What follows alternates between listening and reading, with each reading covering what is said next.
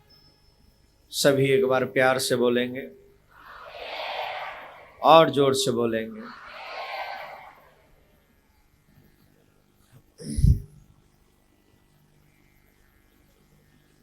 संसार में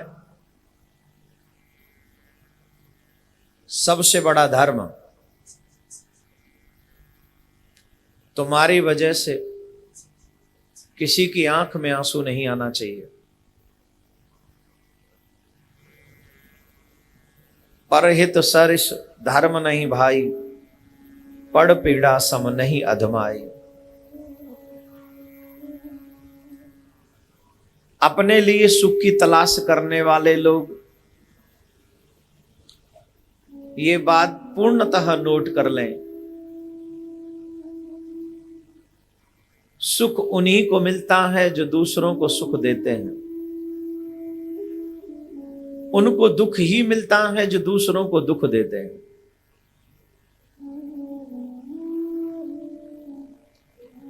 पर पीड़ा सम नहीं अदमाई।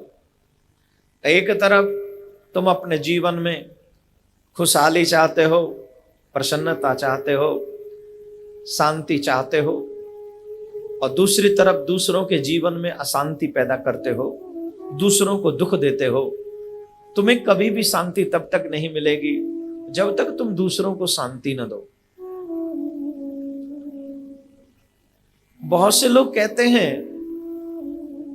कथा, भागवत, सत्संग, तीर्थ, क्या मतलब है इनका? इनका मतलब मजबूत है।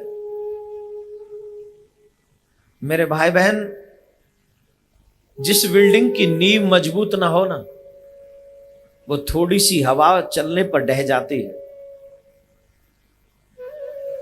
और जिनकी नींव मजबूत होती है वो बड़े बड़े तूफानों में भी अडिंग डटी रहती है। ये जो सत्संग है, ये जो धर्म है, ये जो प्रभु की कथाएं हैं, तुम्हारे जीवन की नींव को मजबूत करती है, तुम्हारे चरित्र की नींव को मजबूत करती है, तुम्हारे विचारों के नींव को मजबूत करती है। अब जब तुम्हारी ये धर्म की, जीवन की नींव मजबूत हो जाती है तो दुनिया में कितना भी बड़ा भयानक समय आ जाए तुम उसको भी पार कर जाते हो और तुम डटे रहते हो, तुम खड़े रहते हो, तुम्हारी उस नींव के बलबूते।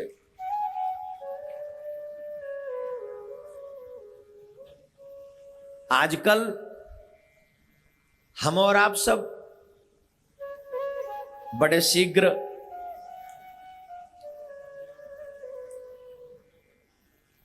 विचारों से डामाडोल हो जाते हैं, डिसीजन भी स्ट्रांग नहीं होते हैं। वजह, हमारी नींव बड़ी कमजोर है।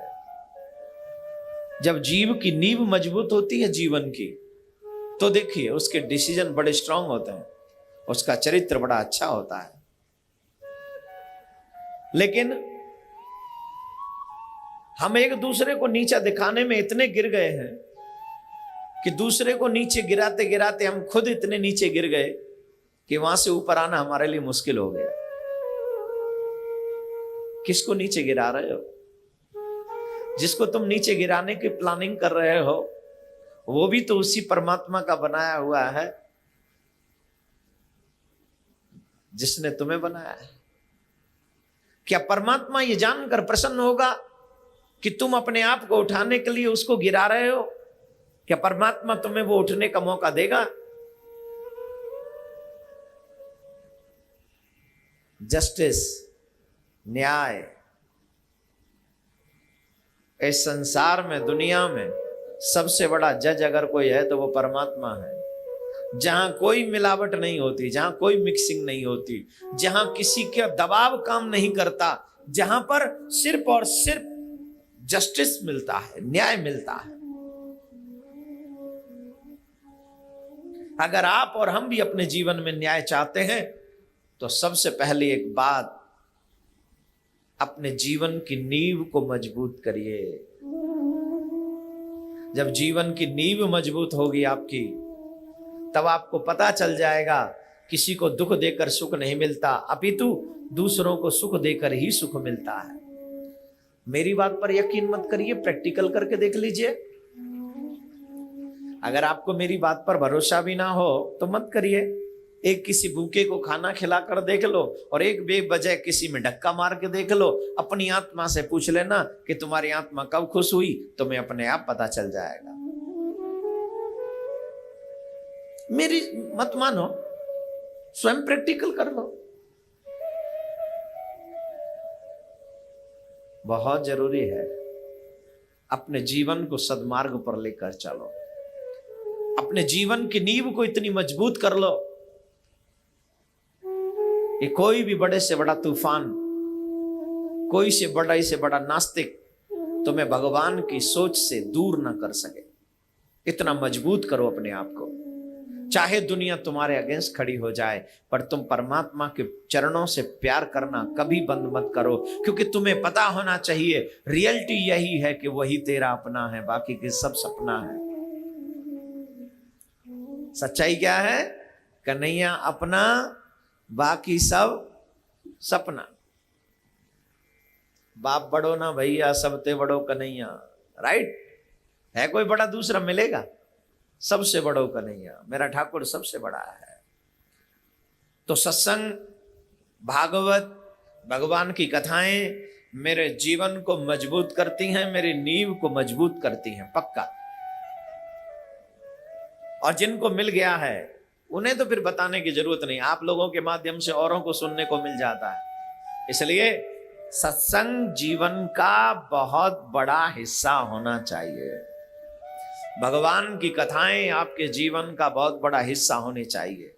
जिनके जीवन में हर घड़ी सत्संग है, उनके जीवन में आनंद ही आनंद है। कल का कथाक्रम याद करिए। परम श्रद्धेय त्याग के चक्र चूड़ामणि व्यास नंदन,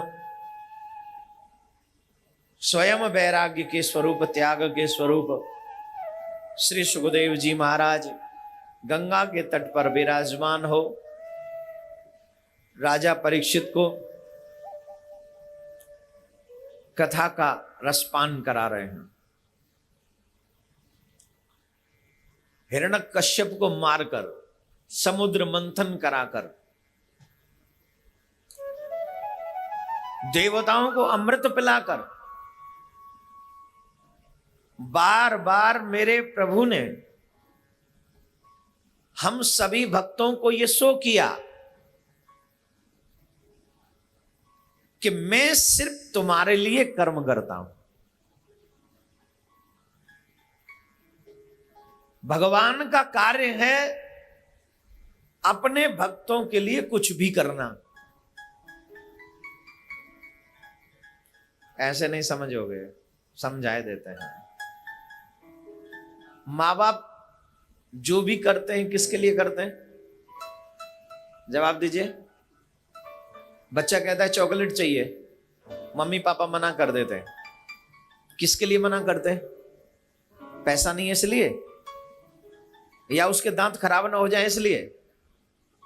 जवाब दीजिए। और बच्चों को जब चॉकलेट ना मिले तो बच्चे क्या कहते हैं? मम्मी पापा अच्छे नहीं, हमारी छोटी सी बात नहीं मानते, चॉकलेट भी नहीं दिलवाते हमें, बताओ अच्छे नहीं। लेकिन उस मना के पीछे जो भलाई छिपी है, उनका जो उद्देश्य छिपा है, उसको बच्चे नहीं समझ सकते। क्यों नहीं? बोले उनकी सोचने की क्षमता भी उतनी बड़ी नहीं है। वो बहुत कम सोचते हैं, स्वार्थी हैं। वो सिर्फ इतना सोचते हैं कि हमने मांगा हमें दे दो, इसके अलावा हमें कुछ नहीं चाहिए। उल्टा माँ बाप को उल्टा समझ लेते हैं, गलत समझ लेते हैं। जैसे वो बच्चे चॉकलेट न मिलने पर अपने माँ बाप को गलत समझ लेते हैं, वैसे ही हमारी इच्छा पूर्ति न होने पर हम परमात्मा को गलत समझ लेते हैं। लेकिन सच्चाई यही है कि अगर परमात्मा ने हमें नहीं दिया, जो भी हमने मांगा, इसके पीछे एक ही रीजन हो सकता है कि मेरे लिए इसी में भला है, क्योंकि मुझसे अच्छा परमात्मा जानता है मेरा भला किस में है, मैं नहीं जानता हूं। सामरे ते प्रीत मेरी हो गई रे पिया, मेरी हो गई रे पिया, मैं तो वृंदावन जाऊंगी। सांवरे थे प्रीत मेरी हो गई रे पिया, मेरी हो गई रे पिया, मैं तो वृंदावन जाऊंगी। कान खोल के बात मेरी सुन ले रे पिया, मेरी सुन ले रे पिया, मैं तो वृंदावन जाऊंगी। कान खोल के बात मेरी सुन ले रे पिया, मेरी सुन ले रे पिया, मैं तो वृंदावन हरि बोल।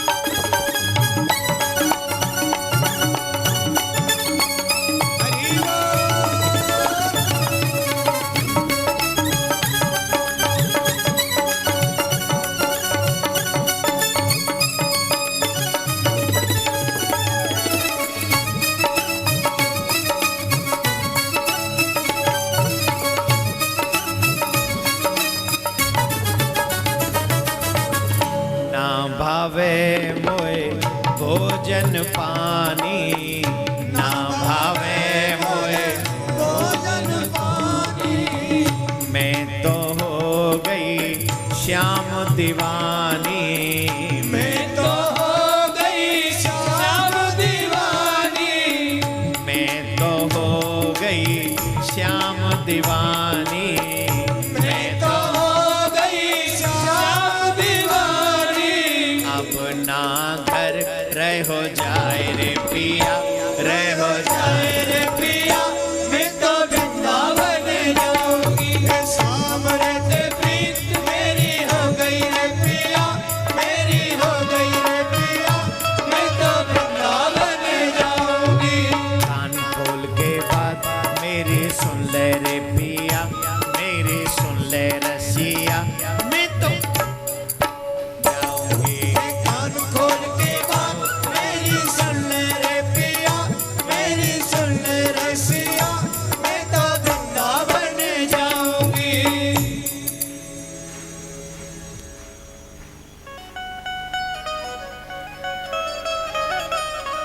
जोर से बोलना पड़ेगा।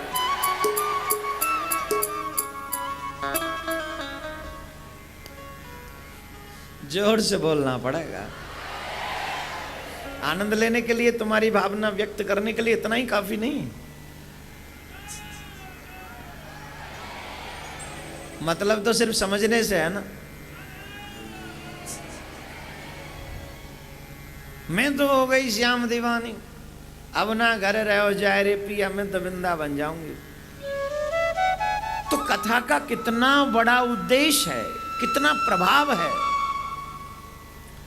पापी से पापी व्यक्ति भी अगर 3 दिन कथा सुन ले, कितना भी बड़ा पापिष्ट, एक बार तो उसके मन में सच्चा बोध होगा, सच्चा ज्ञान होगा। और जिस वक्त सच्चा बोध होगा, उसके मन में आ जाएगी ये बात कि बस ये सच्चाई है मेरे भाई बहन। लेकिन जब कथा पूरी हो जाती है तो हमारे विचार दुनिया के साथ में रंग बदलने लग जाते हैं। इसलिए भागवतकार ने लिखा है, नितराम पिबत्वम, हर दिन, every day, not only single day.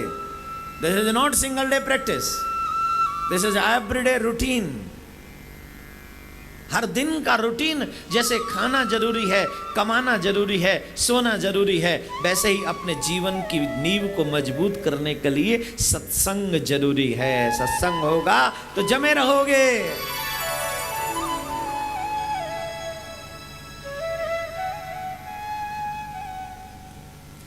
तो मेरे भैया, भगवान का उद्देश्य जीव का कल्याण करना, जीवन का उद्धार कराना, ये जीव का लक्ष्य होना चाहिए।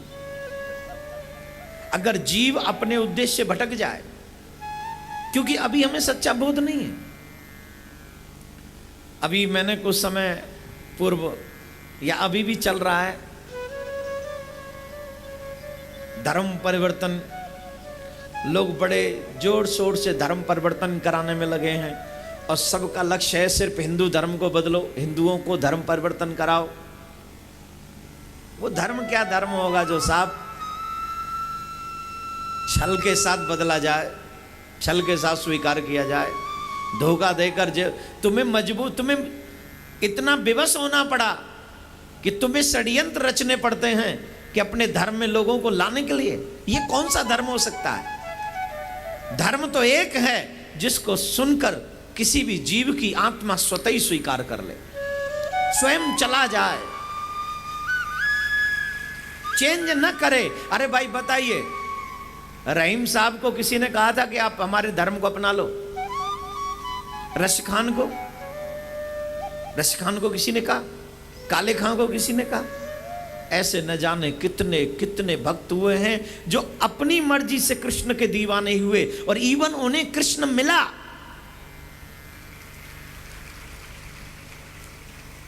वो किसी के बहकावे पे नहीं गए, स्वतः ही गए और उन्हें मिला, प्रूफ है। और ये उन्हीं की बाणी ने लिखा है, हम नहीं कह रहे। कबीरदास रहीम जी की कितनी सुंदर सुंदर बाणियां, आप उनके दोहे गाते हो।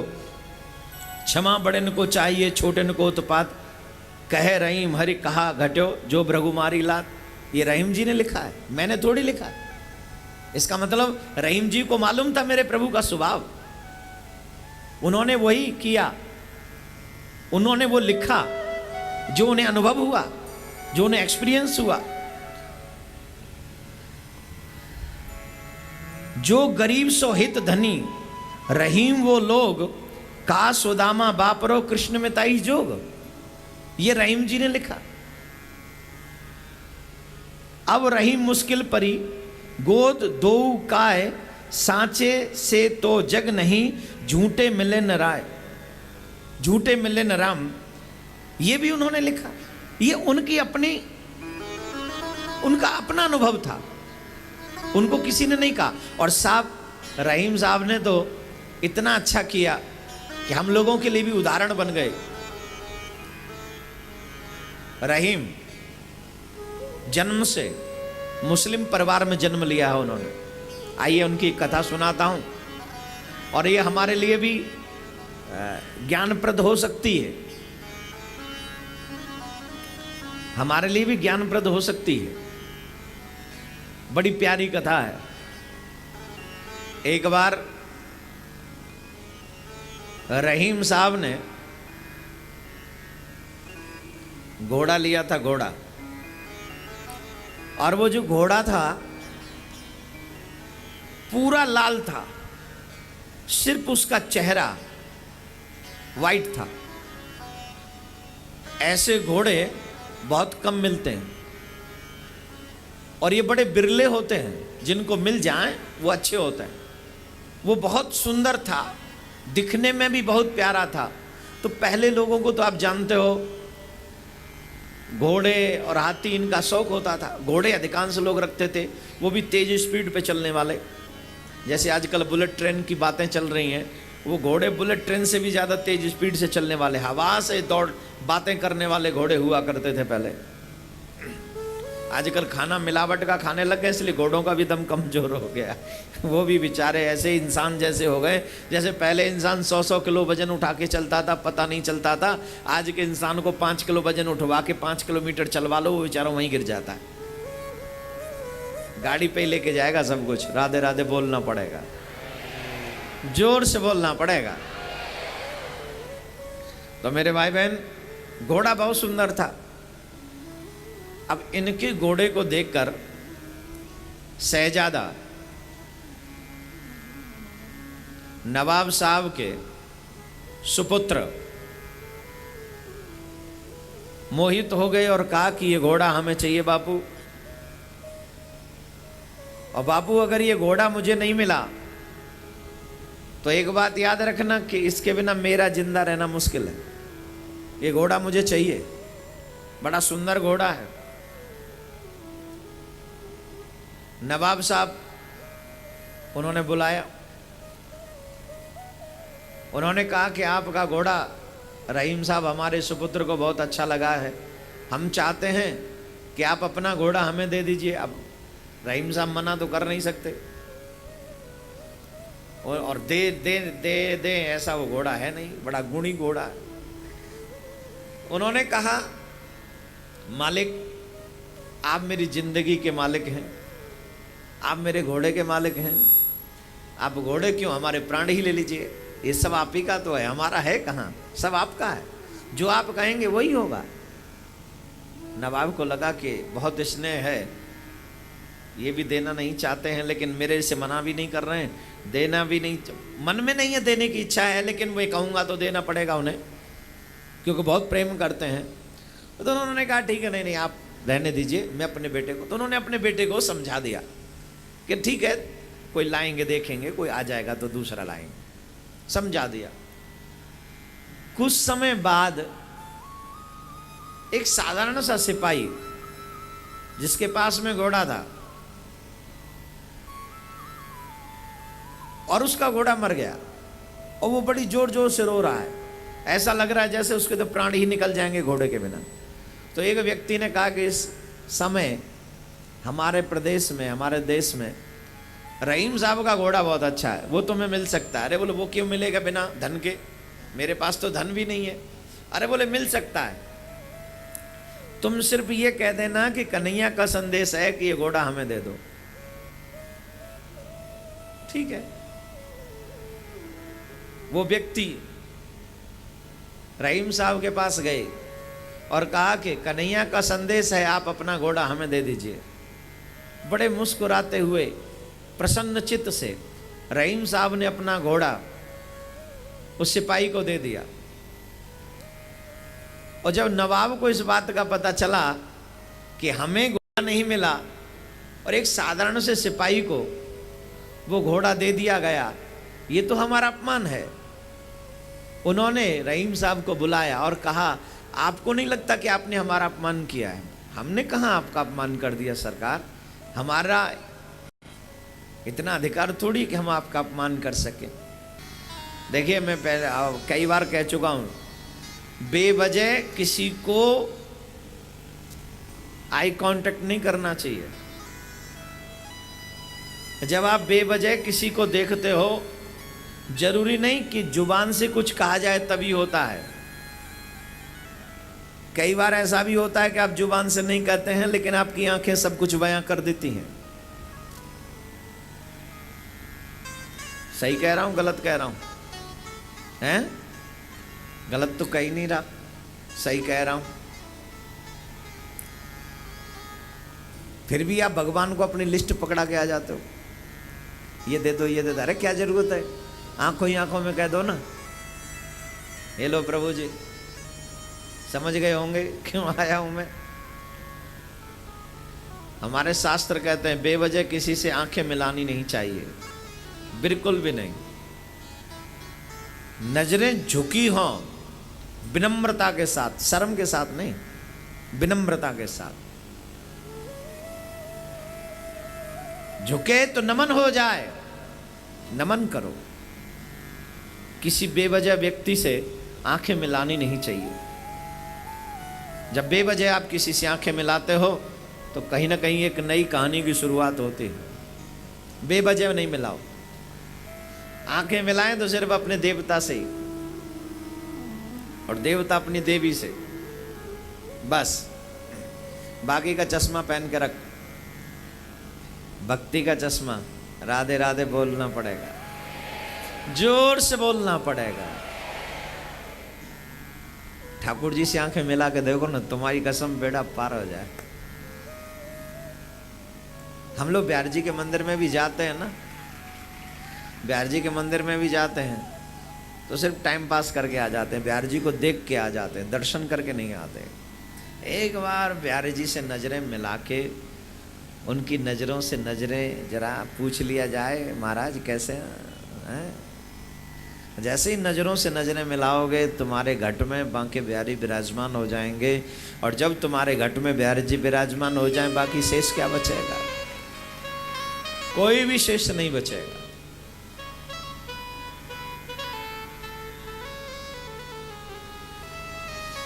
राजा बलि ने देखा वामन भगवान को, हृदय में उतर गए।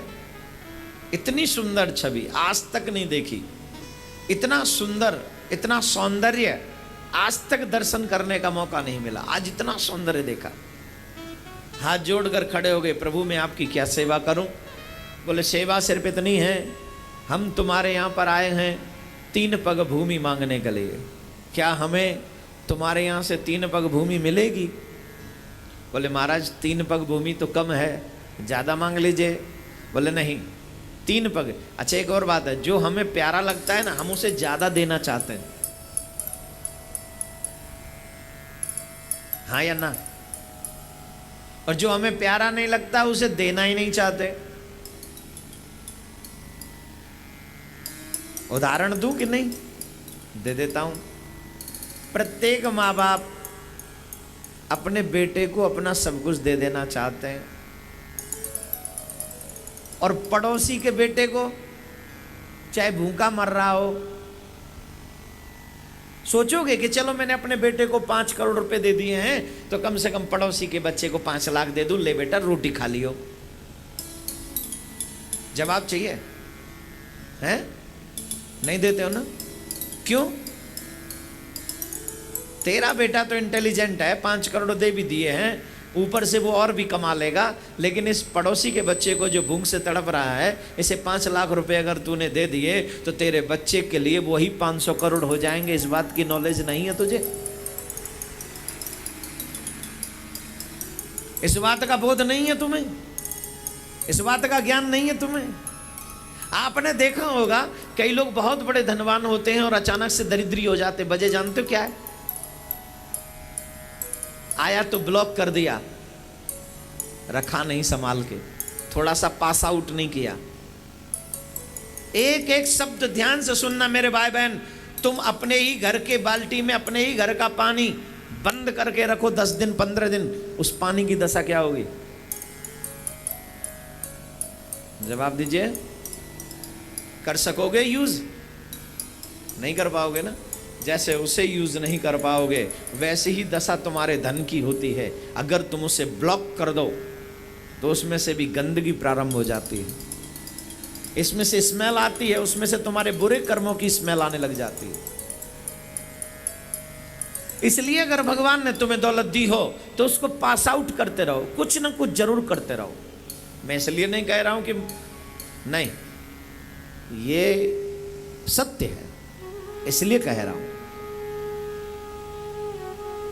मुझे 1 रुपया भी मत दीजिए, नहीं चाहिए, लेकिन अपने धन की पवित्रता और स्वच्छता बनाने के लिए थोड़ा सा पास आउट जरूरी है। इधर से इधर, इधर से इधर। इधर से मतलब क्लब में नहीं, मंदिर में, तीर्थ में, गरीबों की मदद में। अगर तू अपने बच्चे की पढ़ाई के ऊपर 10 लाख रुपए खर्च कर सकता है तो कम से कम किसी गरीब के बच्चे को पढ़ाने के लिए 10,000 जरूर खर्च कर दे। इतना ही कर दे। क्या पता तेरा बच्चा 10 लाख में भी ना पढ़े और पड़ोसी का 10,000 में पढ़ के तेरा नाम रोशन कर दे। पर मार तो थोड़ा सा तो पालना घट में। यहां पत्थर जमाए बैठा है पाषाण।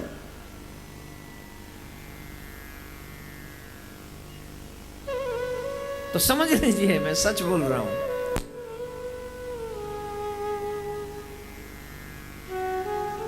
देने से कभी कम नहीं होता, बल्कि तुम्हारे धन की अपवित्रता पवित्रता में बदलने लग जाती है धीरे धीरे। जैसे तुम अपने बेटे को ही सब कुछ दे देना चाहते हो, पड़ोसी के बेटे को कुछ नहीं। क्यों? क्योंकि वो तुम्हारा अपना है, वो तुम्हारा अपना है, उसमें अपनत्व की फीलिंग है। जिसे तुम प्रेम करते हो उसे सब कुछ दे देते हो, उसे ज्यादा से ज्यादा देना चाहते हो। चाहे प्रेम अपने से करो, चाहे प्रेम रोड चलते हुए से करो, किसी से भी प्रेम कर लो। जिससे तुम्हें सच्चा प्रेम होगा उसको तुम ज्यादा से ज्यादा देना चाहोगे।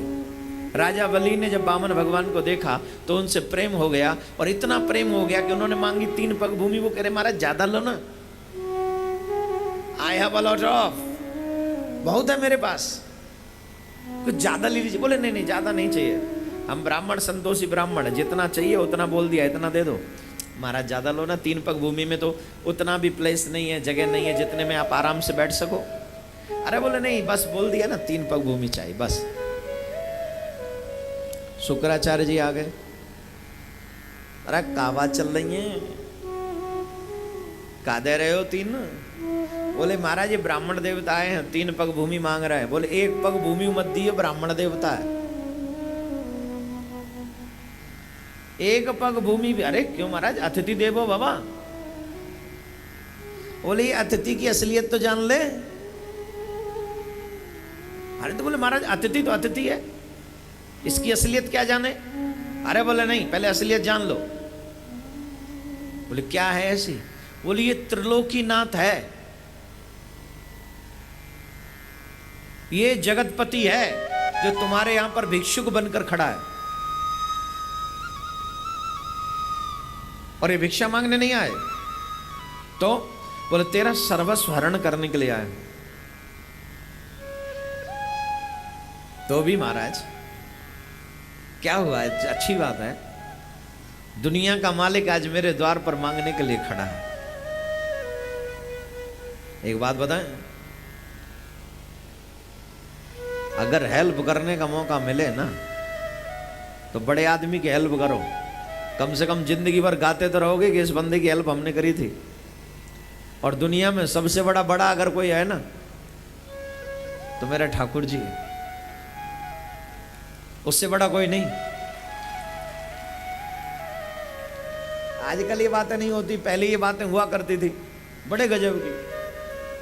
एक गांव के बहुत बड़े धनाढ्य सेठ का बुरा वक्त आया, इतना बुरा वक्त आया कि खाने के भी लाले पड़ गए, खाने के भी लाले पड़ गए। इवन वो गिरवी चीज धर धर के रोटी खा रहे थे। तो पहले पीतल के और लोहे के बर्तन होते थे तो इनका बहुत कॉस्ट होता था।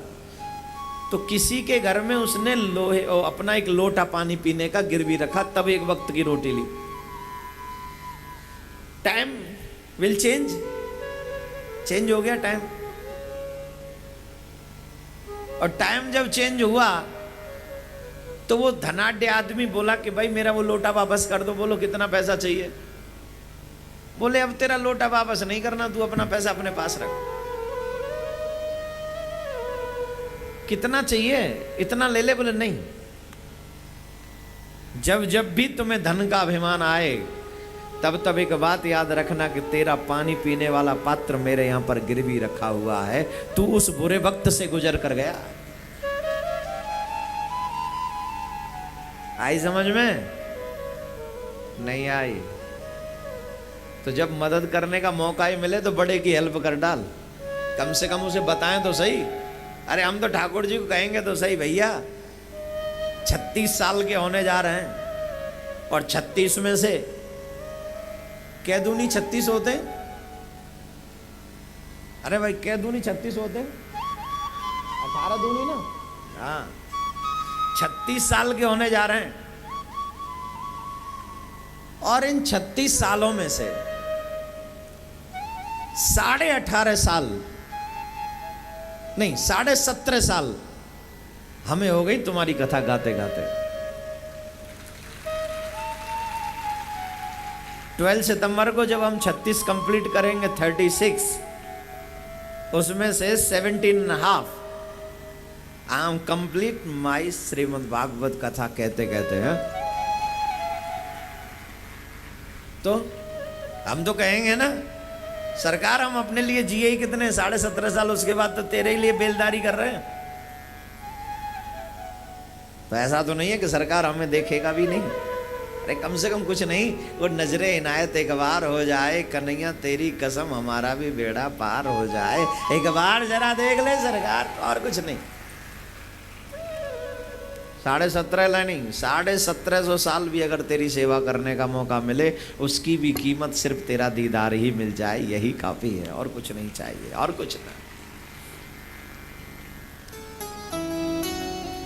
राजा बलि ने बोले महाराज अगर आज इन्हें नहीं दिया तो मैं बदनाम हो जाऊंगा, और अगर आज इन्हें दे दिया तो मेरा नाम हो जाएगा। और नाम भी हो, अतिथि देवो भव, अतिथि की सेवा तो कर। और हमारा धर्म कहता है गुरु की बात मानो। लेकिन भागवत परम धर्म का वर्णन करती है सत्यम परम धीमहि, परम सत्य का वर्णन है, परम धर्म का वर्णन है। परम धर्म किसको कहते हैं? बोले महाराज धर्म है गुरु जी की आज्ञा का पालन करना, लेकिन भगवान के लिए अपना सर्वस्व परित्याग कर देना, ये परम धर्म है। जो अपना परम धर्म का पालन करे, जो अपना सर्वस्व दांव पर लगा दे, परमात्मा उसके द्वार का चेहरा हो जाता है, सेवक हो जाता है।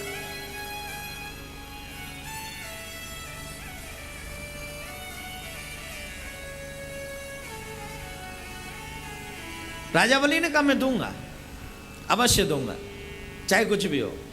अब शुक्राचार्य जी कमंडल की टोंटी में जाके बैठ गए।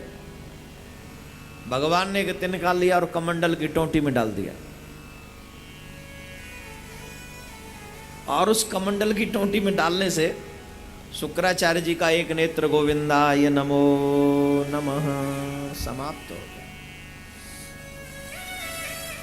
जब भी आप अच्छा काम करने जाओगे, इसी संसार में कुछ लोग ऐसे होंगे जो वो आपको रोकना चाहेंगे। वो ये चाहेंगे ही नहीं कि आपसे कोई अच्छा काम हो, लेकिन आप डरना मत, आप आगे बढ़ते चले जाना। अच्छे काम की एक ही पहचान है कि वो तुझे परमात्मा के पास ले जाने के लिए पर्याप्त है, और बुरे काम की एक ही पहचान है कि वो तुझे नरक में धक्का मारने के लिए पर्याप्त है। अच्छा काम करने जाओगे तो भी लोग कटाक्ष करेंगे। कल मैं जब लोगों से मिल रहा था तब भी किसी बच्चे ने मेरे को यही कहा था, हम कथा सुनने भी आते हैं तो माँ बाप नहीं रोके तो पड़ोसी टोकते हैं, ये कोई उम्र है तुम्हारी कथा सुनने की? मैं कितनी बार कह चुका हूं, अच्छा काम करने जाओगे तो रोकेंगे। जब बच्चा कहीं गंदी मूवी वगैरह देखने जाते तब कोई कहता है तेरी उम्र है, तब क्या कहते हैं? हाँ भाई यही तो उम्र है, अब नहीं देखेगा तो कब देखेगा? नहीं, यही नहीं कहते। बोलो, अरे देखाया तो कौन सा पहाड़ टूट गया, अब नहीं देखेगा तो कब देखेगा? है तू देखा, दादी को हाथ पकड़ के चलो जा, तोते का उन्ना ही करिए। राम बजो। एक बात तो सिद्ध हो गई आजकल, बुराई में जमाना साथ देता है, अच्छाई में जमाना तुम्हें रोकने की कोशिश करता है, लेकिन तुम जमाने के साथ नहीं, तुम अपने रास्ते अपने धर्म के पथ पर चलकर बनाओ। अगर धर्म की राह पर चलोगे तो तुम्हें कभी मुश्किल नहीं आएगी, कभी नहीं आएगी। तुम ये मत सोचना कि जमाना क्या कहेगा, तुम ये सोचो कि मेरा कन्हैया क्या कहेगा। दुनिया की नजरों में उठने की कोशिश मत करो, मेरे कन्हैया की नजरों में उठने की कोशिश करो। अगर मेरे कन्हैया की नजरों में उठोगे तो तुम्हें दुनिया की जरूरत ही नहीं।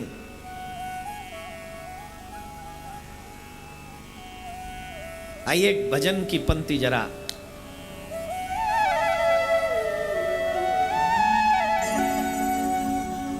नैनों से नैना मिले हम उनके हो गए, नैनों से नैना मिले हम उनके हो गए। अब किसी के रहम की जरूरत नहीं, अब किसी के रहम की जरूरत नहीं। ओ मुरली वाले ने, ओ मुरली वाले ने ऐसा करम कर दिया, मुरली वाले ने ऐसा करम कर दिया। अब किसी के रहम की जरूरत नहीं, अब किसी के रहम की जरूरत नहीं। नैनों से नैना मिले हम उनके हो गए, नैनों से नैना मिले हम उनके हो गए। अब किसी के रहम की जरूरत नहीं, अब किसी के रहम की जरूरत नहीं। ओ मुरली वाले ने, ओ मुरली वाले ने ऐसा करम कर दिया, मुरली वाले ने।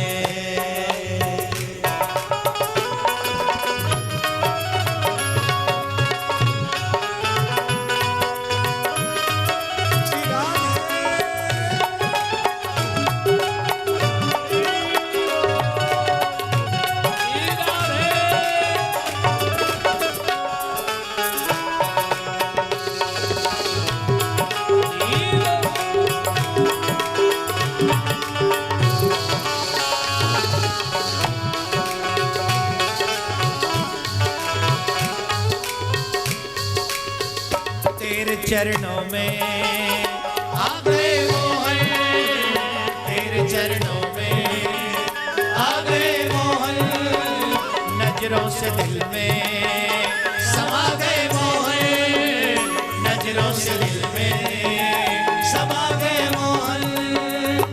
अब किसी के रहम की जरूरत नहीं, अब किसी के रहम की जरूरत नहीं। ओ मुरली वाले ने, ओ मुरली वाले ने ऐसा करम कर दिया, मुरली वाले ने ऐसा करम कर दिया, अब किसी के रहम की जरूरत नहीं।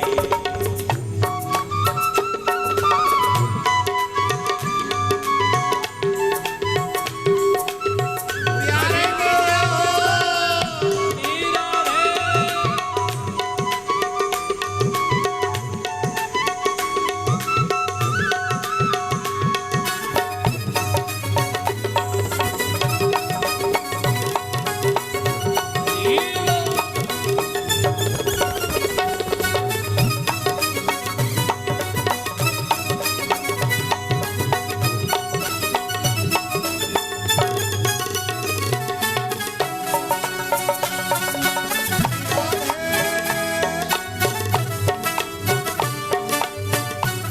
श्री राम।